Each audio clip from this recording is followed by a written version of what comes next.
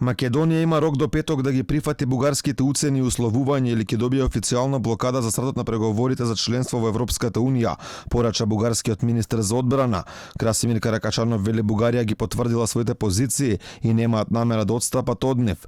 Посредбата со македонскиот премиер Зоран Заев порача дека сега се е во рацете на колегите од Скопје и дека тие имале можност да коригираат се што пропуштиле.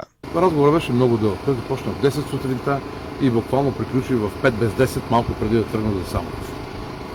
Дълго време разговаряхме. Мисля, че се получи една много добра атмосфера на един приятелски разговор, подчертавам, без нуждата от преводачи, и мисля, че не разбраха.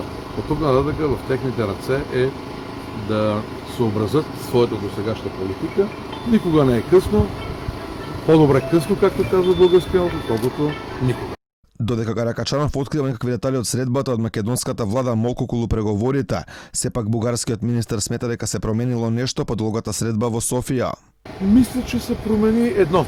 Те разбраха, че България не води някаква политика на инат, а България води принципна политика. Той има два варианта. Или приключва добре за България и за Македония, или за Македония разговора за Европейския съюз се отлага някъде в времето. Инаку цените од Бугарија се големи. Тие бараат Македонија да се откаже од своето постоење пред 1945 година, однос од македонскиот идентитет и јазик, како и признавање дека голем број од македонските историски херои се бугари, меѓу кои Гоце Делчев.